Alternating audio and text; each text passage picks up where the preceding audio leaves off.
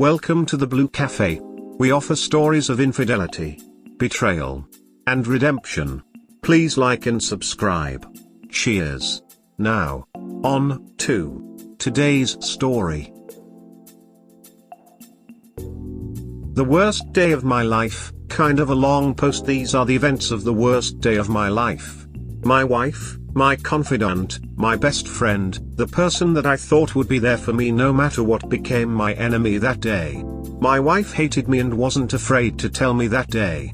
Hours/days before, she wouldn't have dared to tell me that she hated me. I was confused and I did not understand what was happening. On that day I felt like a child whose parents were abusing them and all they wanted was to be loved. To summarize things, my wife called the police on me, left the home that we picked out and purchased together, left our children, and then she went to have sex with and spend the night with another man. We had been married for 10 years and had 2 children together. At the time I did not know that's what was transpiring. As I sat broken in the home that we built together, I began putting the pieces together. I knew what was happening. In all honesty, I had known for weeks, but I had refused to admit it to myself. The signs were all there, but I gave her the benefit of the doubt and I refused to see what was happening right in front of my face.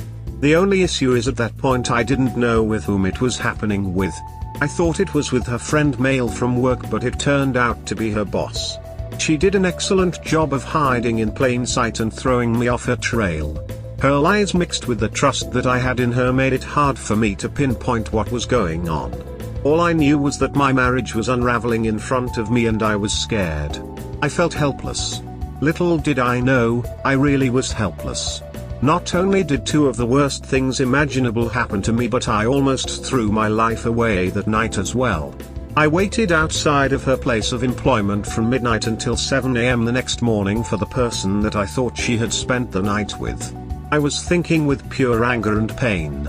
I was so hurt by the one person that I thought would never hurt me that nothing in life mattered to me at that point. I look back and I am so thankful for the way the events of the following morning transpired. Had any choices been made different, I could possibly be writing this from a 10 by 10 cell. The day that turned out to be the worst day of my life had been building for many months.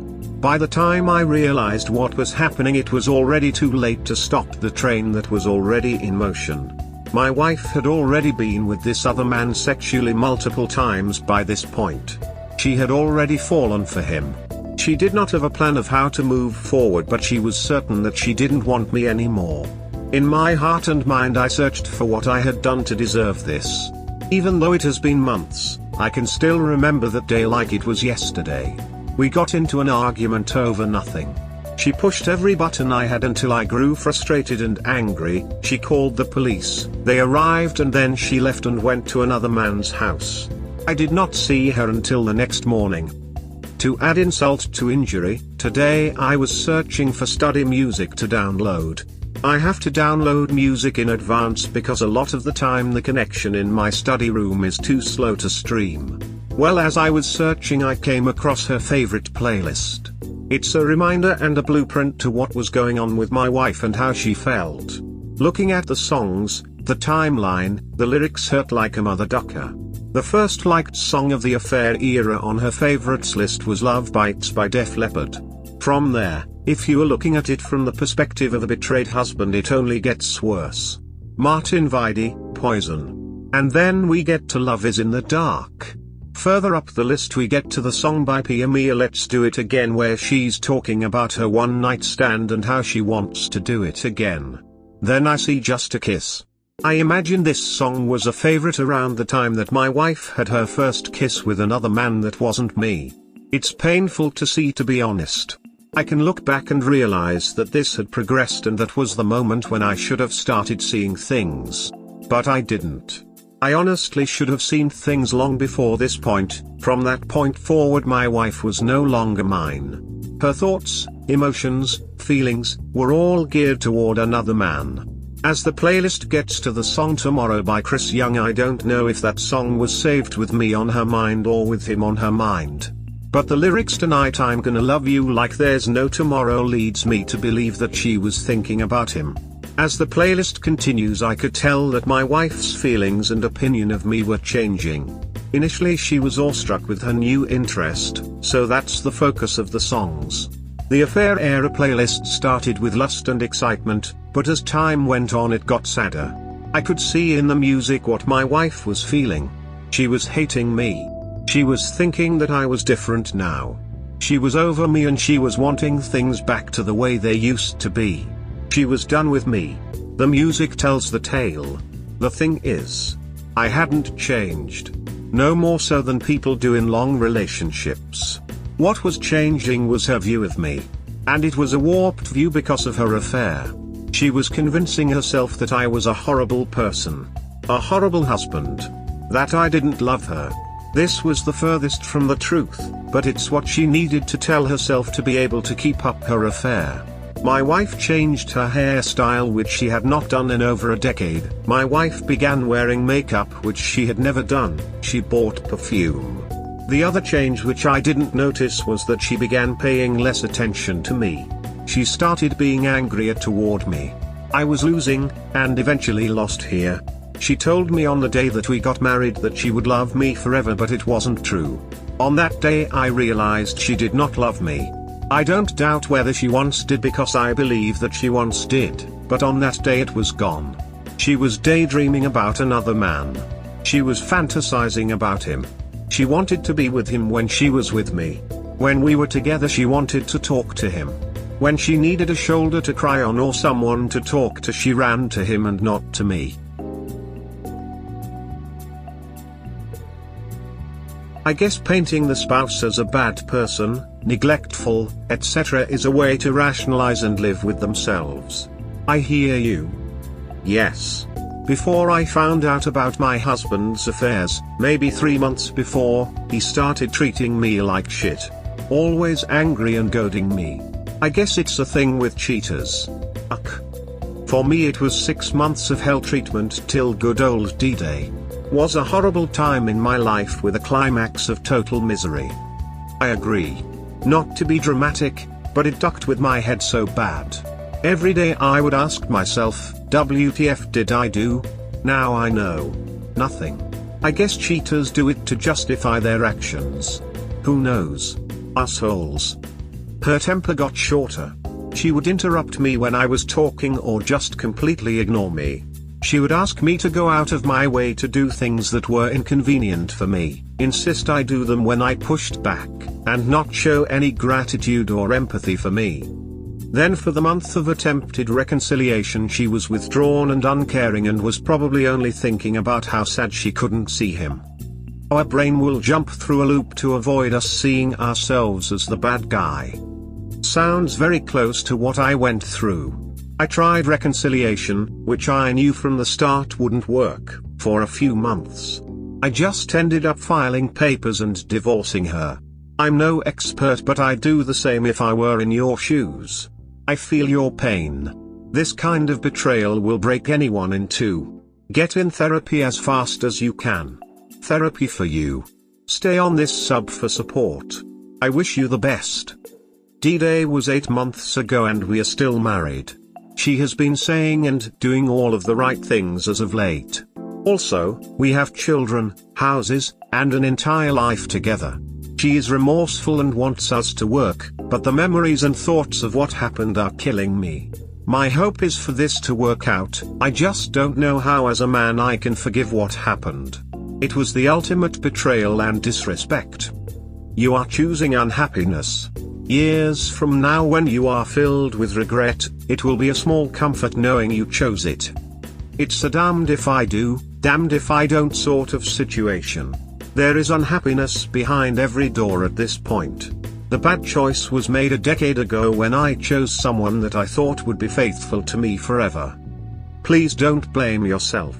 I too had a long-term relationship with a man I thought was wonderful. With a man I would have sworn was a decent, good man who loved me and respected me. I was wrong. But blaming ourselves doesn't help. There is something that is intrinsically wrong with cheaters. There is something that is broken within them. There is nothing that we could do, or have done, that would prevent them from cheating, because that is who they are. I hate when people say they stay in a loveless marriage because of the children. They know the tension, the hate, they sense everything, and that screws their minds. I'm the product of a loveless marriage. That made me insecure, unable to grasp social cues, unable to date or even know how a healthy relationship works. My folks were not neglectful of my needs. I didn't experience any lack of my basic needs, but emotionally I was empty.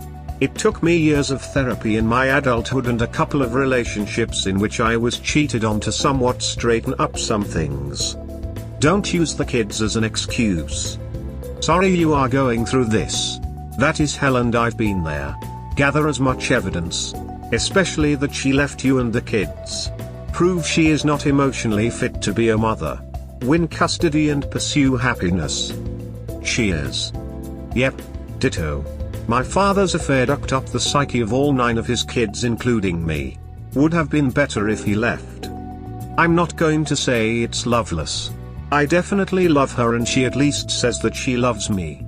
I will readily admit that had it not been for our children together, love alone would not be enough for me to have continued the relationship. However, I do have an idea in my head of what an ideal marriage looks like, and I'd like to be that example for my children. My parents were married together from 19 until their death. They loved each other unconditionally, and I could feel the love emanating from them in everything they did. On the flip side, my wife's parents were divorced. Her mother has cheated on several spouses and has treated the ones that care the most for her like complete garbage, and has been a doormat to the one that treated her like crap. So my wife has not had a good example of what it is to be a wife. If nothing else, I want to be able to be a model for my children. You say she is remorseful. Is she transparent and truthful? Is she showing you empathy for the pain she has caused you? She has killed your marriage. Are you up for building a new one with her? She needs to make you feel safe with what I stated above in order for you to regain any trust in her again. Have you thought of having her sign a prenup? You need to protect yourself. This will help. Hopefully she has found a new job in order to help you heal. There is so much she has to do to help you now. Hope you can get past this. But don't beat yourself up if you can't. It's just a deal breaker for most. And you have to keep your self-respect in the end. You can keep your head up high. You kept your vows. Yep, you can't play marriage police because it will kill you. Also, it's not your responsibility to do so. But you need to do whatever is right for you. I can't stress enough though, get in therapy. It works, no bullshit. I'm 41 and just started close to 3 months ago, and it's been a lifesaver. It helps. I don't want to play marriage police either. It would literally drive me insane. If I don't figure out a way to trust her fully, given the nature of my job, it will literally drive me insane. The issue is, am I a fool for trusting someone that has proven themselves untrustworthy in the biggest possible way? Or do I believe her remorse, pay attention to her current actions, see that she is communicating better, understand that she is human and makes mistakes and bad choices, and give her a second chance? The question is, does that make me more of a fool? That's a big leap from your first post to she's remorseful and doing the right things. Care to fill in the middle? I thought she left you to be with him. Did that moronic fantasy blow up? Is she sane again or still in the fog? She left me that night. We were in a heated argument and she said she just needed to get away from me. What she really did was go over to her boss's house, who she was having an affair with. The next day everything unraveled. She didn't immediately tell me the truth. Initially I thought that I was crazy. Maybe I was overacting. Maybe I really was the asshole she was accusing me of being. However, 3 days later she confessed to the affair. She told me that it had been emotional for about 6 months by that period, and that they had been together physically 3 times, to include the night that she called the police on me. There's a lot in between that I didn't fill in, but to make a long story short, my job requires frequent travel out of state, approx 30% to 50%. Recently I have had to be out of the country for 4 months.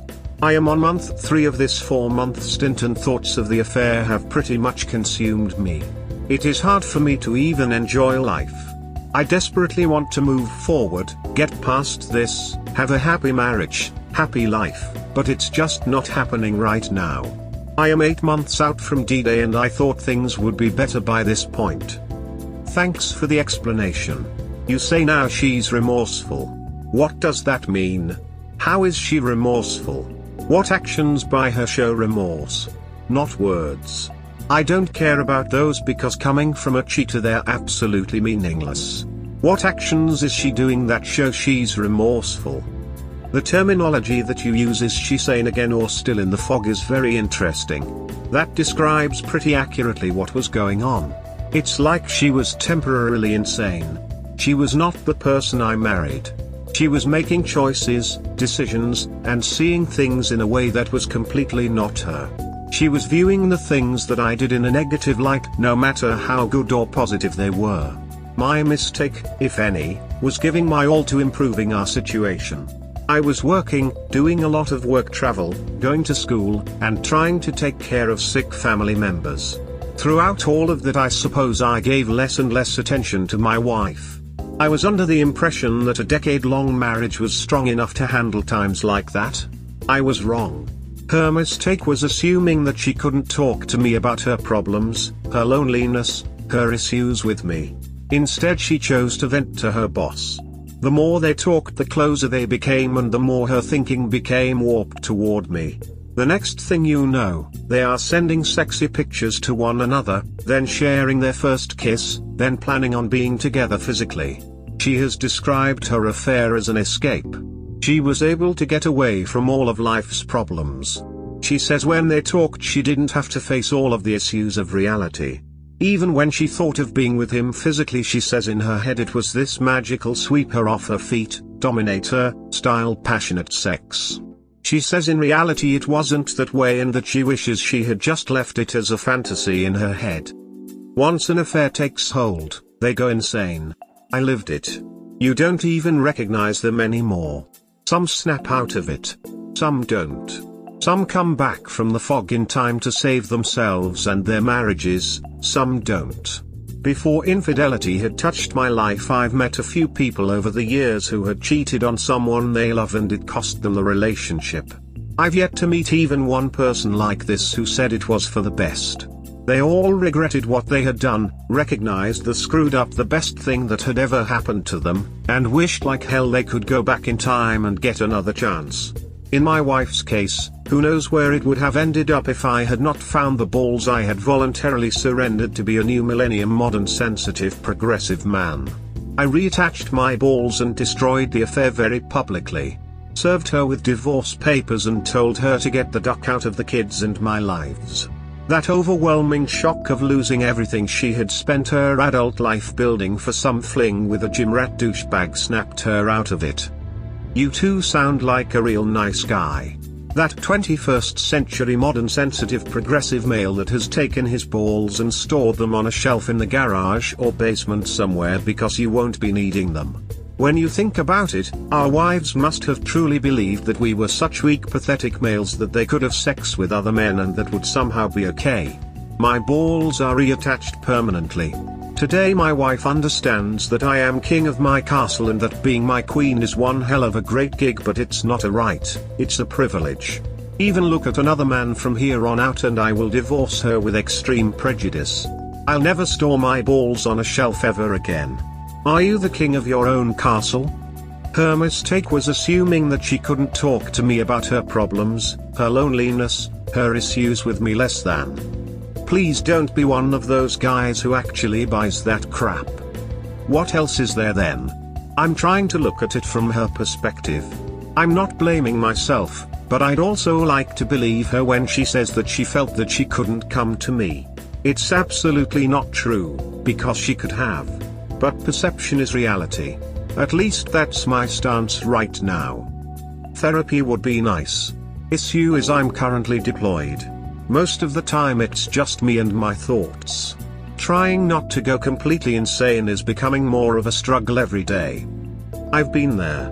Still have days like that every so often. Just remember that's completely normal for what you've been through. There's tons of us out here walking the same road as you. Some are ahead of you on the journey and some are behind. You are gonna get through this. Find the good people in your life around you. They're there. Friends that support you, family that love you. Remind yourself every day that you have value and didn't deserve the hurt. The marriage and the spouse are out of your control, but the pain and the recovery are what you are thinking about now.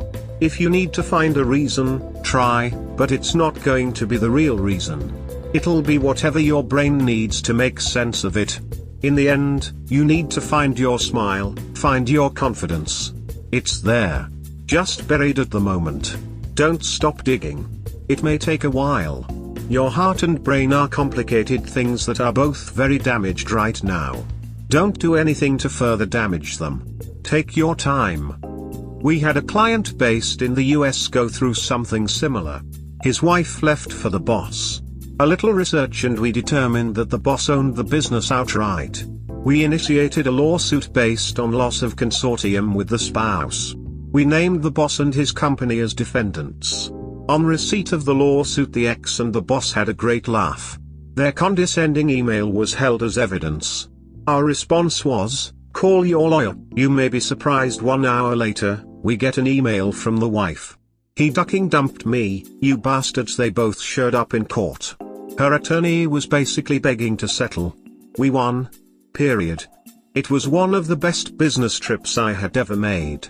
We watched as the WW and her employer signed over his business to my client.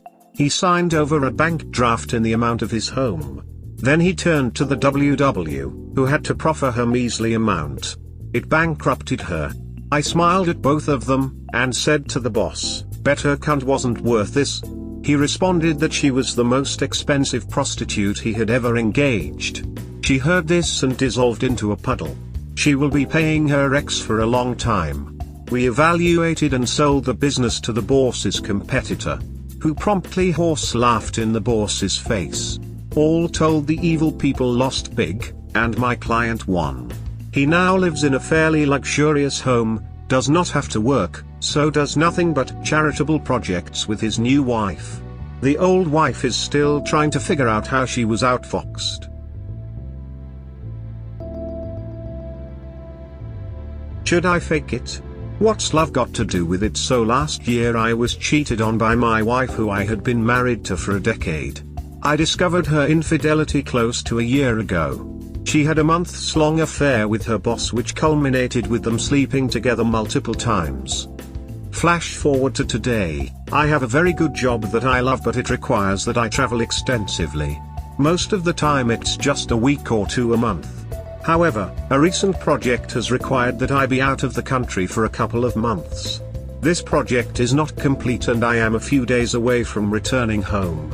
The issue is that for the first time in the nearly decade and a half that I have known my wife, I am not excited to see her. I am actually regretting having to see her. I really don't miss her. I miss the comfort of my home, the comfort of having someone to be affectionate with, but I don't miss her. I miss our children tremendously though. The time away from the kids we have together is agonizing. I have been planning in my head what activities I will do with them when I get home to make up for being away. So the question is, should I fake my love for her? If I fake it, will I eventually feel it for real? Before discovering her affair, she was my world. I viewed her as if she hung the stars. She could do no wrong. Now I question everything she says. I get knots in my stomach when I give her compliments that are expected from a husband. Before I left for these few months I did not feel this way. I was extremely hurt, I still am, confused, sad, bewildered, lost even. Now I just seem to be more mad than anything else. Mad at her for being so selfish. Mad at myself for wanting to work it out after the ultimate betrayal. How can I move forward and ever be happy with her again? I desperately want to be happy. I want our marriage to work. I don't believe in divorce. When I said I do, I meant it. I want to be a good role model for my children and to show them what commitment really is. My parents married in their 20s and stayed married until the day they died. I'm also scared of the unknown. Scared of losing everything that I have built over the years. I'm scared of having to restart. And then I'm pissed. I'm pissed at her for messing everything up. Pissed at her for putting me in a position of having to sacrifice my moral and ethical code to be with someone. Pissed at her for putting me in a position to potentially have to start over. I don't love her right now. Should I stay and fake it until I do? Will I ever love her again? On the flip side, the distance seems to have made her grow much fonder of me. She seems to be in a better place and seems to be genuinely in love with me again. However, when she says things like "I will love you forever," it's all I can do to not remind her that she already broke that promise.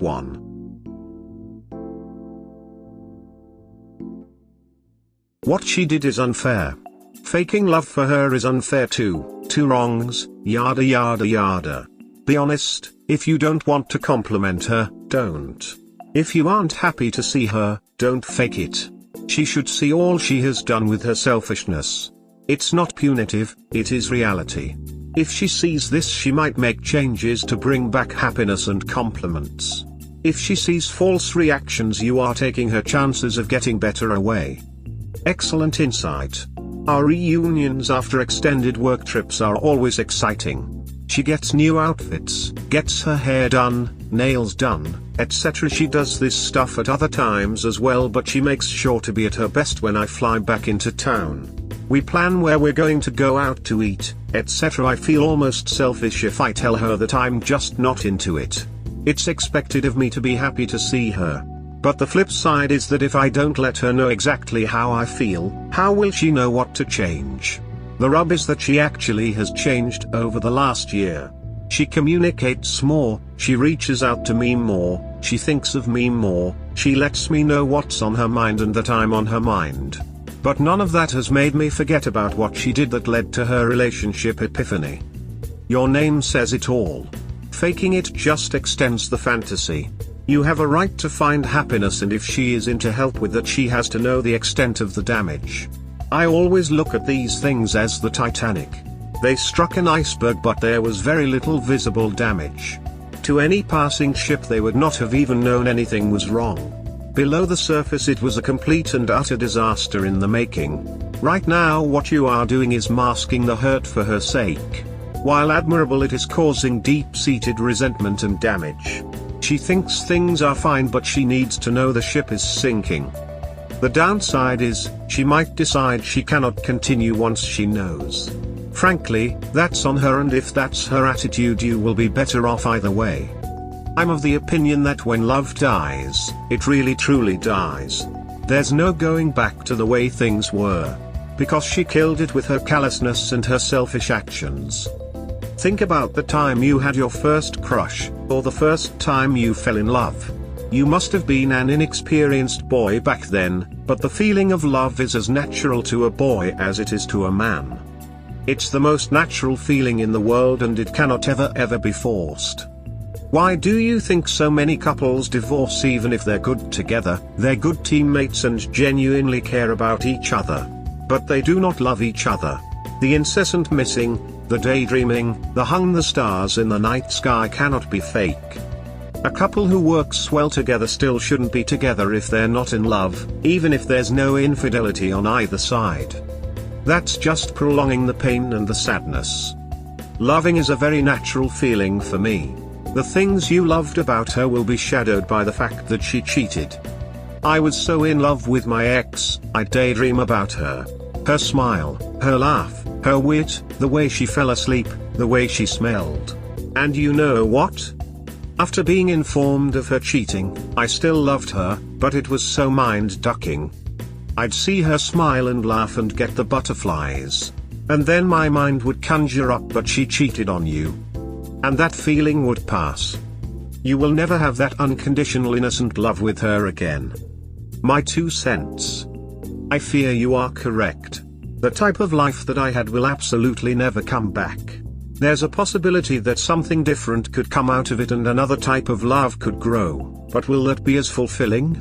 Only time will tell. I wish I had a million lives to live. Letting this situation play out wouldn't be as risky. Great post. It's so true.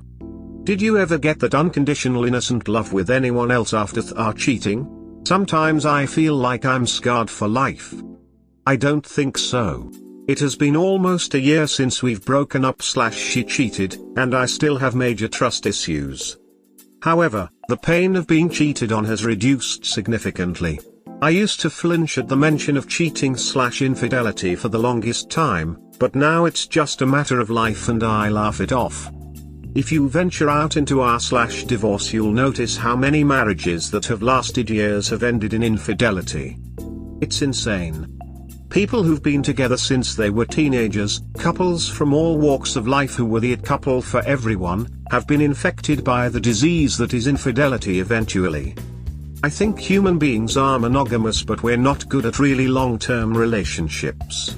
They're too few and far in between. My understanding is that human beings are monogamous, mostly, but serial monogamists. We generally don't stay with one person our entire lives, at least not happily. I did not get my unconditional innocent love back. I'm sorry, but I really don't think it's possible.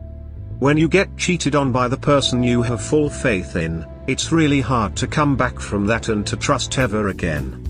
But you know what? I don't take that in a bad way at all. Trust issues are good, moderately. It makes you wary. It makes you aware. It makes you run at the sight of the first bad red flag, and it makes you self-serving because you're always looking out for yourself. I am scarred for life too, my friend. But I wear my scars with pride. I've been through the most emotionally horrific thing and made it out alive. It means I'm strong. It means I'm resilient even when I've been betrayed by the person I loved the most. It means that the only person I can truly count on is myself. I used to look for love from other people for the longest time, but after getting cheated on, I look for love from within myself. I withstood complete anguish and I deserve to be loved. And I don't think I'll ever love anyone else again the way I loved, but I will definitely love myself. I know it sounds like bullcrap run, but trust me, you do not want to end up with someone who cheats on you. Would you want to really be with someone who doesn't respect you? Who could willingly hurt you like this and throw away everything that you've built together? They do not deserve your love. My ex hits me up constantly because she knows she ducked up. She knows that I loved her endlessly, selflessly, and that she will never have love like that again. I'm proud of the fact that I could love so deeply at one point in my life. I'm proud to say that I loved and lost. I haven't been in love since then, but it's truly early to say. I don't catch feelings anymore, but that has made me way more confident, charming and funny with women around because I don't overthink and I don't put them on a pedestal. It will be okay for you, my friend. It is so cliché to say this, but time is truly a healer. You'll have days when you won't get out of bed because you're in so much agony and pain, you'd be gagging in the shower thinking about them, crying and wailing. But one day, one fine day, you'll wake up, and the first thought in your mind won't be them. And that is how you know your mind is healing itself. You will not only survive, but you will conquer. I don't love her right now. Should I stay and fake it until I do? Will I ever love her again? Research shows that in order to effect change, you first change the behavior and then the attitude/belief will follow. So basically, there is science behind fake it till you make it. Whether you want to do that is another conversation. Sounds like you may be experiencing the different stages of grief and you are now in anger. Will this last forever? No, but it's totally normal and expected. Have you gone through any counseling? That may provide you with some tools and strategies that will help. Good luck. I feel like Op has already gone through the grieving part. He doesn't sound angry to me, just tired. It really is exhausting to hold on to something so strongly and not see the results you were expecting. But I'd second the counseling tip. Having a professional to discuss this with could give you another perspective on this whole thing. 2 things. 1. You seem very willing and determined to try reconciliation, which seems to be one of the biggest ingredients for success. That sounds weird, but I guess there's people like you who want it and then people like me who want to try it. The latter doesn't seem to work out often, whereas the former seems to have a better success rate. 2. All that said, what you are describing is a formula for long-term depression. That is a lot of emotional work to maintain the facade of a good marriage when you feel nothing. The kids will sustain you, but long term you're going to end up depressed if you don't feel the love come back. That's not your fault if it doesn't return, but you do need to be mindful of it. My suggestion would be, you're committed to reconciliation, so give it at least a year, possibly 2. But be very, very honest. If you hit the end of that window and you still don't feel the love, not just okay I can do this I guess but a real actual return of love, then be honest with yourself, sometimes it just doesn't work. And that's on her, not you. Don't jail yourself with misery for the rest of your life. It's not fair to you, and it's absolutely the wrong message to teach your children. But just to not end on a down note, if you truly want to be in love with her again, and she truly has turned over a new leaf, then I would wager that there's hope for your marriage yet. Good luck, dude. Do you think you can never love her again? Do you have the ability to allow yourself to be vulnerable to her again? I think you hit the nail on the head. Do I have the ability to be vulnerable again? I just don't know. That pain I felt when I found out about her betrayal is real. My brain remembers that hurt and it doesn't want to experience that again.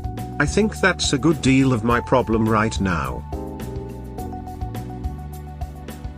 We hope you have enjoyed today's episode. Please comment, like and subscribe. Cheers. Have a wonderful day or night. Wherever you are.